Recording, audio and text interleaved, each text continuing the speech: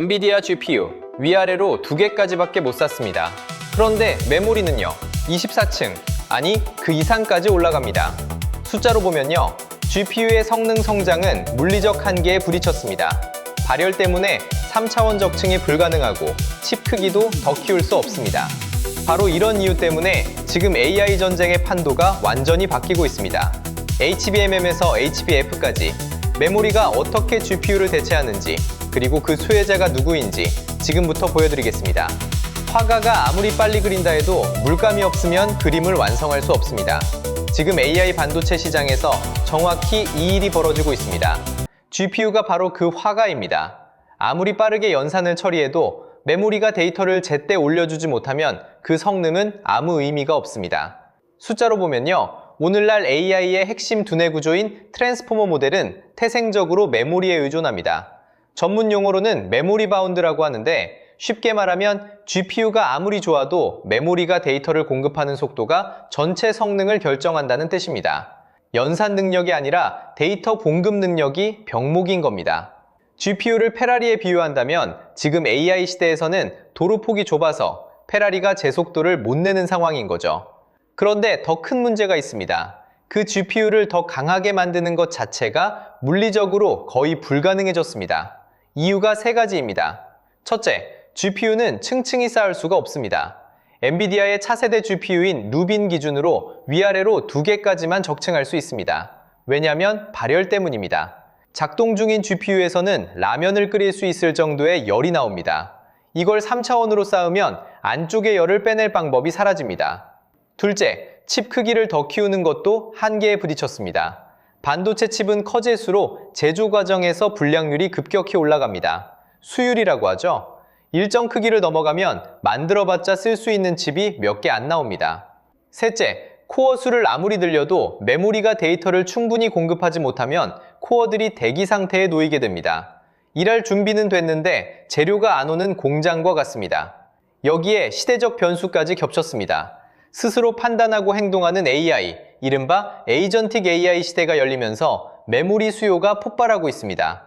AI에는 대화 내용을 기억하는 메모장 역할을 하는 KV 캐시라는 것이 있습니다. 여러 사용자를 동시에 응대하고 개인화된 답변을 주고 실시간으로 검색까지 처리하려면 이 메모장의 크기가 기하급수적으로 커져야 합니다.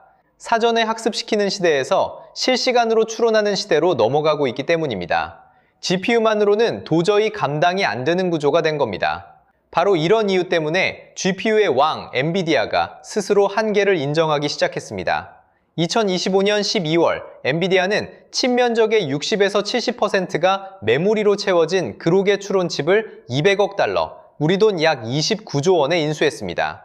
GPU가 아닌 메모리 중심 칩을 사들인 겁니다. 그리고 올해 CES 2026에서는 SSD 기반 메모리 보조 장치인 ICMS를 발표했는데, 이걸 도입하면 GPU 한 대당 16TB짜리 SSD를 추가로 붙여야 합니다. GPU만으로는 해결할 수 없다는 것을 엔비디아 스스로가 행동으로 보여준 셈입니다. 그러면 GPU 대신 뭐가 와야 하는 겁니까? 답은 이미 나와 있습니다. 초고속 메모리, HBM입니다.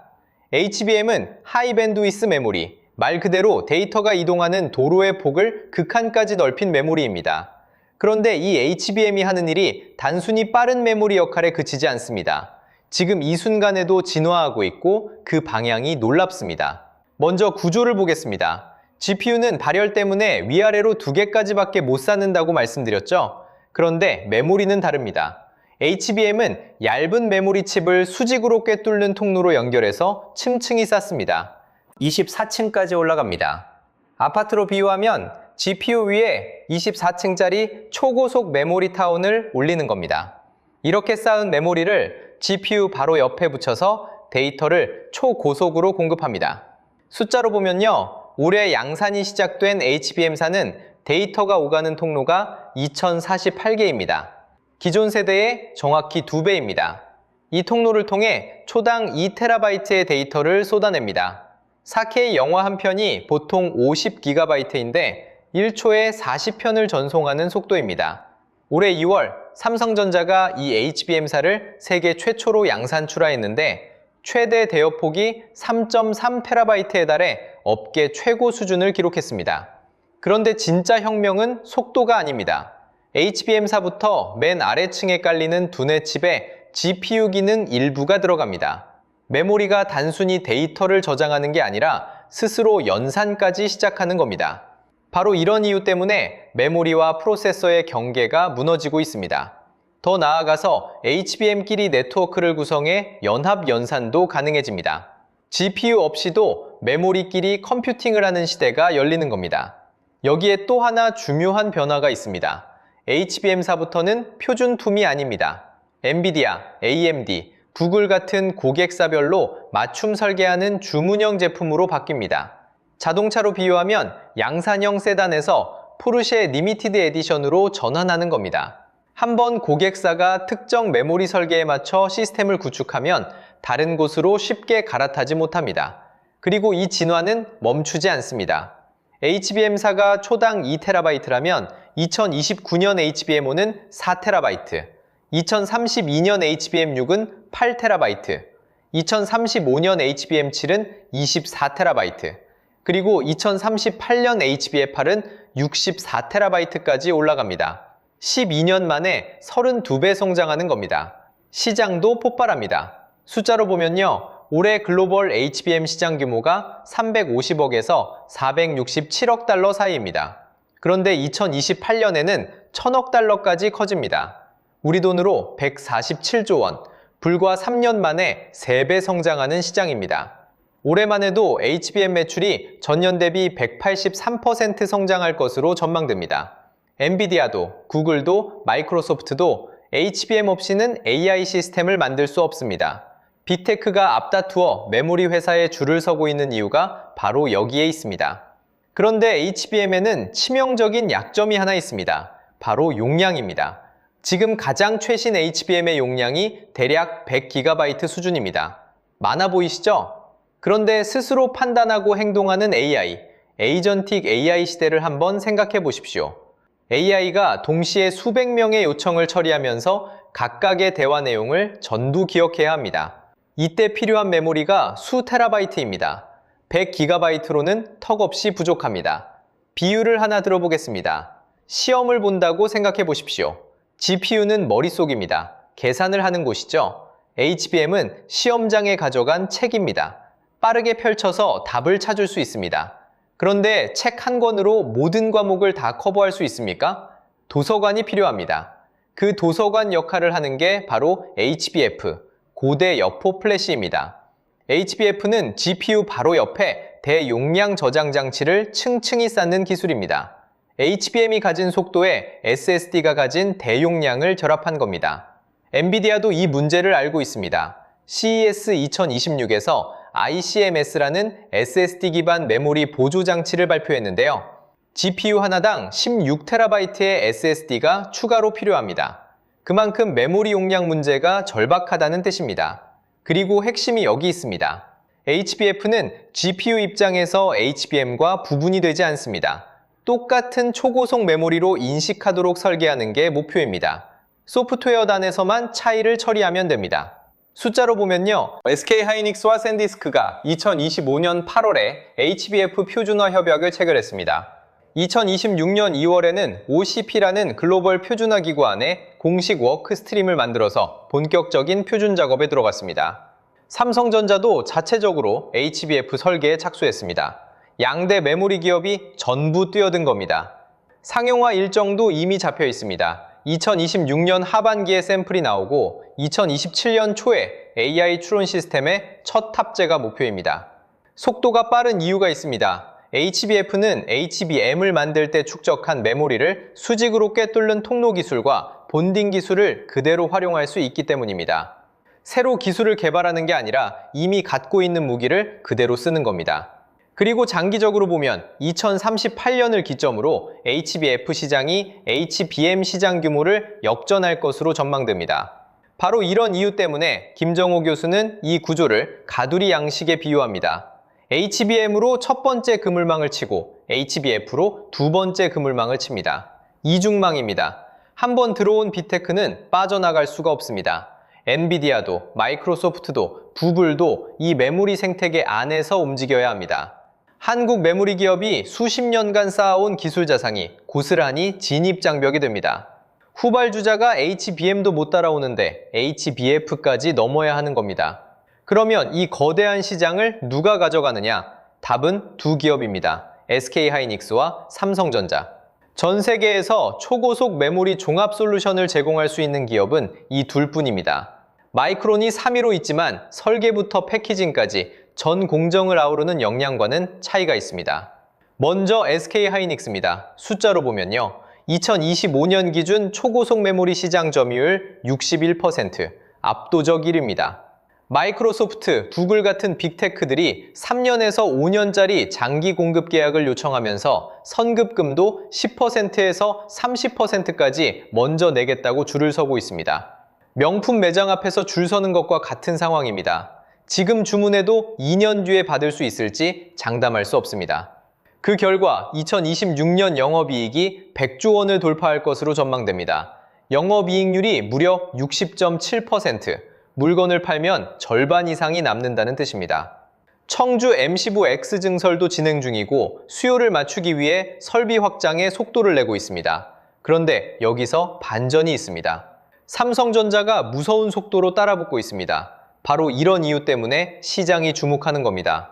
삼성전자는 2026년 2월 12일 HBM사를 세계 최초로 양산 출하했습니다. 엔비디아 품질 테스트에서 부동 속도와 효율 모두 최우수 평가를 받았습니다. 데이터가 이동하는 도로의 폭, 대역폭이 초당 3.3TB로 업계 최고 수준을 달성했습니다. 결과가 숫자에 바로 나타났습니다. 삼성전자의 점유율이 2025년 18%에서 2026년에는 24%에서 29%까지 치솟을 전망입니다. 단일 분기로 보면 2025년 2분기 17%에서 3분기 35%로 뛴 적도 있습니다. 2026년 1분기 실적은 더 놀랍습니다. 매출 133조 원에 영업이익 57.2조 원. 한국 기업 최초로 분기 매출 100조와 영업이익 50조를 동시에 돌파한 겁니다. 하반기에는 HBM사의 샘플 공급, 2027년 상반기에는 고객 맞춤형 커스텀 HBM 샘플까지 예정되어 있습니다. 삼성전자에는 숨은 무기가 하나 더 있습니다. 수직 계열화입니다. GPU 설계부터 반도체 위탁 생산 공장, 패키징, 초고속 메모리, 초대용량 메모리까지 전부 한 지붕 아래서 가능합니다. 엔비디아가 29조 원에 인수한 그록의 추론칩도 삼성 4나노 공정에서 만들고 있습니다. 설계에서 완제품까지 한 회사 안에서 끝낼 수 있는 곳은 세계에서 삼성뿐입니다. 두 기업을 합치면 그림이 더 분명해집니다. 2026년 합산 영업이익 전망치가 200조에서 370조 원, 합산 설비 투자만 70조 원 규모입니다. 2022년에서 2023년 메모리 업황이 바닥을 쳤을 때 대규모 적자를 겪은 뼈아픈 교훈이 있습니다. 그래서 지금은 장기 계약에 벌금 조항까지 넣어서 사이클 하락을 방어하고 있습니다. 과거와는 구조 자체가 완전히 달라진 겁니다. 숫자로 보면요. SK하이닉스의 점유율 독주, 삼성전자의 맹추격, 그리고 둘의 합산이익 수백조 원. 한국 기업 두 곳이 전 세계 메모리 시장에 핵심을 쥐고 있습니다. 그런데 이 모든 이야기에는 변수가 하나 있습니다. 중국입니다. 중국 최대 디램 업체 CXMT, 창신메모리가 지금 HBM3 양산을 준비하고 있습니다. 월 30만 장 생산 목표 가운데 약 20%, 6만 장을 HBM3로 전환하겠다는 계획이고요. 상하이 증시 IPO로 295억 위안, 우리 돈 약 6조 1천억 원을 조달했습니다. 단순히 한 기업의 도전이 아닙니다. 중국 정부가 뒤에서 밀고 있습니다. 반도체 투자 펀드 3기로 70조 원을 쏟아붓고 있습니다. 국가 차원의 추격전입니다. 한때 메모리는 한국이 압도적으로 앞섰기 때문에 추격 자체가 불가능하다고 여겨졌습니다. 그런데 최근 흐름은 다릅니다. 기술 격차는 어떨까요? 숫자로 보면요. 한국과 중국의 HBM 세대 격차가 과거에는 4년이었습니다. 그런데 HBM3 단계에서 3년으로 줄었고 지금은 2, 3년까지 축소되고 있습니다. CXMT의 HBM3 수율은 한국 업체 대비 아직 30% 정도 뒤처져 있지만 격차가 좁혀지는 추세 자체는 부정할 수 없습니다. 업계에서는 2027년을 분수령으로 봅니다. 메모리 슈퍼사이클의 정점과 CXMT의 HBM3 실전 투입 시기가 겹치기 때문입니다. 만약 이 시점에 중국이 HBM3 배량 양산에 성공하면 저가 공세로 범용 시장부터 잠식해 들어올 가능성이 있습니다. 과거 LCD와 태양광 패널에서 봤던 그 패턴입니다. 그래서 이 2027년이라는 해가 중요합니다. 그러면 한국이 정말 위험한 걸까요? 여기서 두 가지 방패를 봐야 합니다. 첫 번째는 미국의 규제입니다. 미국 상무부 BIS는 이미 HBM2 이상 성능 제품을 수출 통제 대상으로 지정했습니다. 반도체 제조 장비 24종과 소프트웨어 3종도 추가로 통제하고 있고요. 여기서 끝이 아닙니다. 2027년부터는 미국 연방정부가 중국산 반도체를 조달 목록에서 전면 퇴출할 예정입니다. 미국의 전략은 명확합니다. 관세는 유예하되 핵심 기술 통제는 더 강화하는 투트랙 전략입니다. 중국이 아무리 자금을 쏟아부어도 최신 장비를 살 수 없으면 최첨단 양산 경쟁력에는 구조적 한계가 있을 수밖에 없습니다. 두 번째 방패는 한국의 기술 해자입니다. 마라톤으로 비유하면 이렇습니다. 한국은 이미 30km 지점을 달리고 있고 중국은 20km 지점에 있습니다. 그런데 한국 앞에는 내리막이 펼쳐져 있습니다. HBM4요에서 HBF로 이어지는 기술 진화가 이미 궤도에 올랐기 때문입니다. 반면 중국 앞에는 오르막이 놓여 있습니다. 장비 규제라는 가파른 오르막입니다.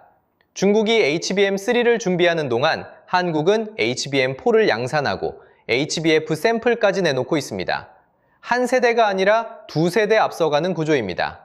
그리고 앞서 말씀드린 것처럼 HBM4부터는 고객사별 맞춤 설계 제품입니다. 단순히 기술을 따라잡는다고 해서 시장에 바로 들어올 수 있는 게 아닙니다. 엔비디아, 구글, MS 같은 빅테크와의 공동 설계 경험, 수년간 쌓아온 신뢰와 협력 생태계까지 갖춰야 합니다. 이건 돈만으로 살 수 없는 자산입니다. 그러면 투자자 입장에서 이걸 어떻게 봐야 할까요? 핵심은 이겁니다. 메모리 중심 컴퓨팅 시대가 열리면 삼성전자와 SK하이닉스 둘 다 수혜를 받는 구조입니다. 둘 중 하나를 고르는 문제가 아니라 GPU에만 집중되어 있던 포트폴리오에 메모리를 어떻게 반영할 것인가의 문제입니다.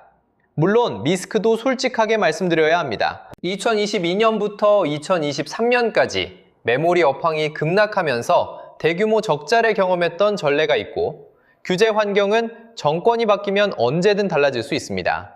기술 로드맵이 예정대로 진행되지 않을 가능성도 배제할 수 없습니다. 하지만 구조적으로 보면 한국 메모리 기업이 가진 기술 해자와 고객 생태계는 단기간에 무너지지 않습니다. 위험 요소는 분명히 있지만 AI 시대의 큰 흐름은 분명히 메모리 쪽으로 기울어져 있습니다. 바로 이런 이유 때문에 지금 AI 전쟁의 진짜 승자는 GPU가 아니라 메모리입니다. GPU는 2개밖에 못 샀지만 메모리는 24층 이상 올라간다는 이야기에서 시작해서 HBM의 진화, HBF라는 이중망의 등장, 삼성과 하이닉스의 독주, 그리고 중국의 추격과 미국의 규제까지 모두 살펴봤습니다. 결국 AI가 커질수록 더 많은 메모리가 필요하고 그 메모리를 최첨단으로 설계하고 양산할 수 있는 곳은 전 세계에 2곳뿐입니다. 지금 여러분의 포트폴리오에는 이 변화가 반영되어 있으십니까? 오늘 영상이 그 판단의 출발점이 되셨기를 바랍니다. 이 분석이 도움이 되셨다면 구독과 좋아요, 그리고 다음 영상에서 더 깊은 이야기로 찾아뵙겠습니다.